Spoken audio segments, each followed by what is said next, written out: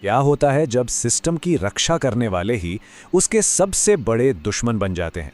चंदनपुर गांव की यह कहानी सिर्फ करप्शन की नहीं है, बल्कि उस जबरदस्त हिम्मत के भी है जो इसे चैलेंज करने के लिए चाहिए होती है। ये सिर्फ एक शिकायत नहीं है।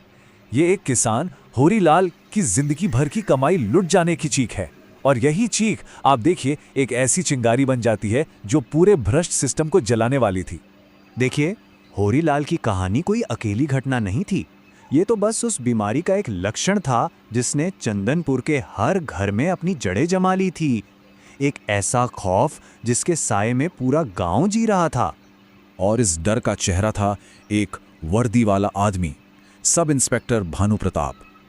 वो कानून का रखवाला नहीं, बल्कि कानून की आड़ में कह सकते हैं कि अपना एक साम्राज्य चलाने वाला शिकारी बन चुका था।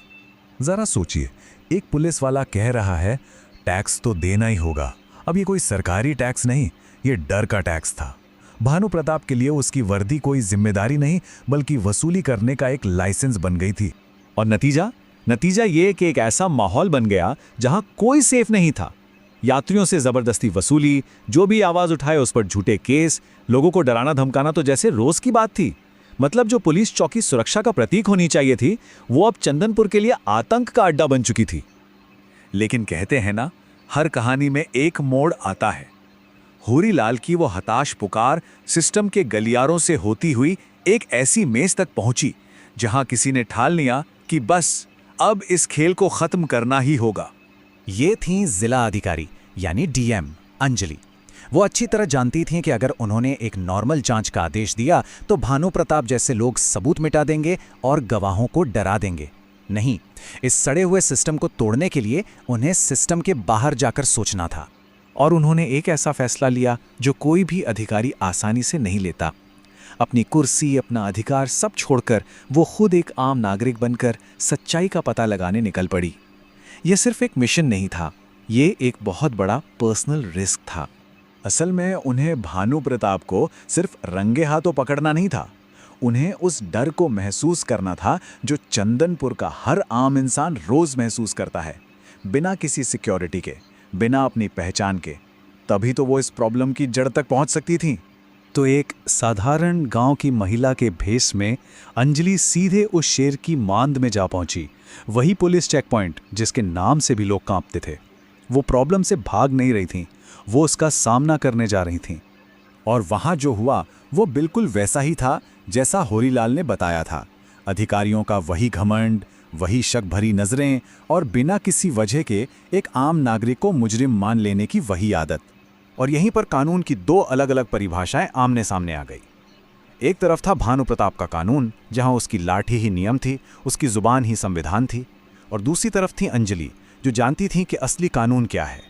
ये सिर्फ एक बहस नहीं थी, ये सत्ता के घमंड और असली कानून के बीच की सीधी टक्कर थी।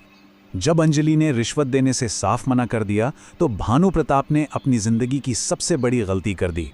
उसने पावर के नशे में एक पढ़ी लिखी महिला को सबक सिखाने के लिए उसे और उसकी मां को जबरन जीप में डाल दिया। उसे जरा भी अंदाजा नहीं था कि वो किसे गिरफ्तार कर रहा है।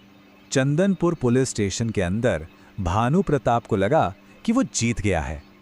अपनी छोटी सी सल्तनत में वो खुद को बादशाह समझता था, जिसके सामने कोई नहीं टिक सकता। लेकिन उसे ये नहीं पता था कि खेल अब पलटने वाला है। किसकी शामत आई है? भानु प्रताप शायद यही सोच रहा होगा जब अचानक सरकारी गाड़ियों की हेडलाइट्स ने उसके पूरे स्टेशन को रोशन कर दिया। ये अनएक्सपेक्टेड एंट्री एक सीधा संकेत थी, खेल अब खत्म हो चुका है। भानु प्रताप का सारा घमंड उस वक्त चकनाचूर होने लगा जब उसने अपने ही सीनियर को उस गांव की लड़की को मैडम कहकर बुलाते सुना। उसके दिमाग में खतरे की घंटी बज चुकी थी। ये कोई आम महिला नहीं है। DM साहिबा, ये दो शब्द नहीं थे, ये भानु प्रताप के घमंड के टूटने की आवाज थी। एक ही पल में शिकारी खुद शिकार बन चुका था। पावर का पूरा इक्वेशन हमेशा के लिए बदल गया था। अब अपनी असली पहचान में अंजलि ने उस डरे सहमे अधिकारी का सामना किया, एक विक्टिम की तरह नहीं, बल्कि उस कानून के अवतार के रूप में जिसका उसने मजाक बनाया था। इसके बाद जो हुआ वो बहुत तेज और निर्णायक था। अब मकसद सिर्फ एक ऑफिसर को सजा देना नहीं था, बल्कि उस पूरे सिस्टम में लोगों का जो भरोसा टूट चुका था उसे वापस लाना था, और इसकी शुरुआत हो चुकी थी। अंजलि के आदेश पर फौरन एक्शन हुआ। भानु प्रताप के खिलाफ एफआईआर लिखी गई, उसकी वर्दी उतारी गई और पूरे पुलिस स्टेशन के रिकॉर्ड्स को सील कर दिया गया ताकि जांच में कोई भी हेरफेर ना हो सके। ये उसके पूरे करप्ट नेटवर्क पर एक साथ किया गया हमला था। और आखिर में न्याय का वो चक्र वहीं आकर पूरा हुआ जहां से ये कहानी शुरू हुई थी। होरीलाल को इज्जत के साथ स्टेशन बुलाया गया और उसकी जिंदगी भर की कमाई उसे वापस दिलाई गई।